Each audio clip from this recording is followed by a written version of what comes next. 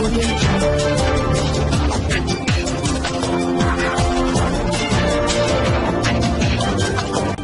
भारत, केवल खबरें और कुछ। नमस्कार, मैं हूँ अंजलि। आरपी भारत में आपका स्वागत करती हूँ। तो चले चलते हैं आज की किसी मुख्य खबर की ओर। बोकारो के बेरमो विधानसभा में होने वाले उपचुनाव को लेकर बुधवार को भाजपा प्रत्याशी योगेश्वर महतो बाटुल ने तेनुघाट निर्वाची पदाधिकारी अनंत कुमार झा के समक्ष अपना नामांकन पत्र दाखिल किया। नामांकन के दौरान कोविड-19 को देखते हुए जारी आदेशों का पालन करते हुए नामांकन पत्र दाखिल किया गया। बोकारो से चुरामन ठाकुर की रिपोर्ट। लोगों का बहुत सारा आरोप प्रत्यारोप चल रहा है, किस तरह चुनाव को लड़ेंगे? देखिए, आरोप प्रत्यारोप अपने जगह पर है।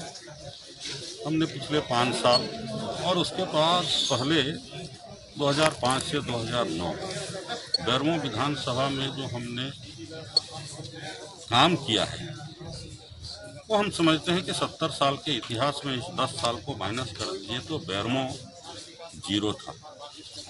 वो चाहे पुलिया के नाम के क्षेत्र में हो, चाहे जलापूर्ति के क्षेत्र में हो, बिजली के क्षेत्र में हो, और उसके बाद आप सड़क का, ग्रामीण सड़क का तो जाल बिछ गया। पीडब्ल्यूडी के कई सड़क बने। दामोदर में एक भी पुल नहीं था।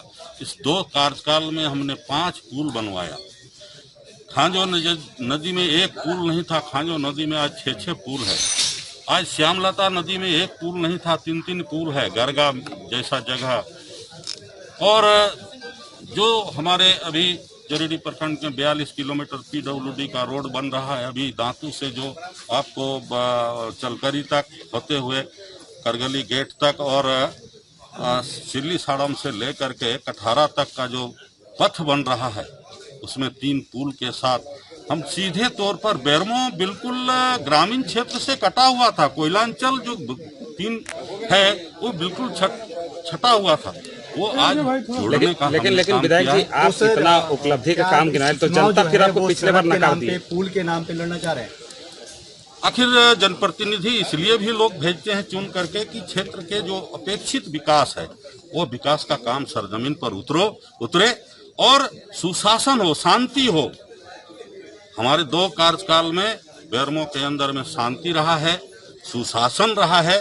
और हम समझते हैं कि आज के दिन में जो ये 9 महीना के अंदर इसके पहले भी 16 महीना की सरकार रही, वर्तमान जो अभी मुख्यमंत्री हैं उनके नेतृत्व में। उसके पहले भी मधु कोड़ा का लूटकांड किसको नहीं पता है।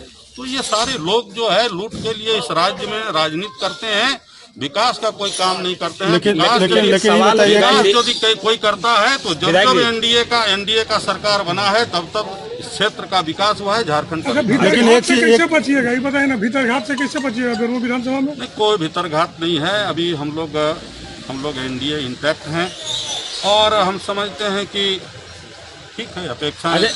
जनता को कैसे समझाएंगे? जनता करिए कि लॉकडाउन में बाटुल जी कभी एक बार देखने के लिए नहीं आए।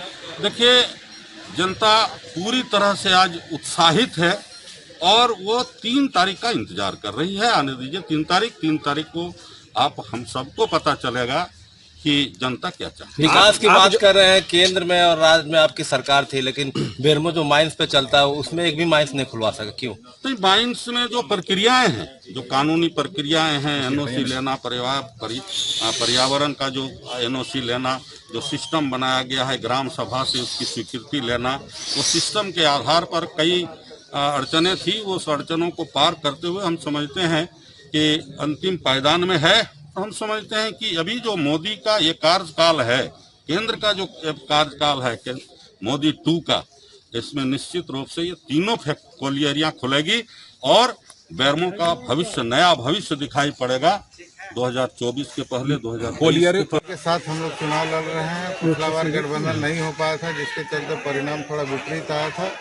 और पिछले लोकसभा में भी आप लोगों ने देखा कि गठबंधन से हम लोग चुनाव लड़े और आज तक किसी भी सांसद को इतना अधिक वोट नहीं आया था, उतना अधिक हम लोगों को मिला है।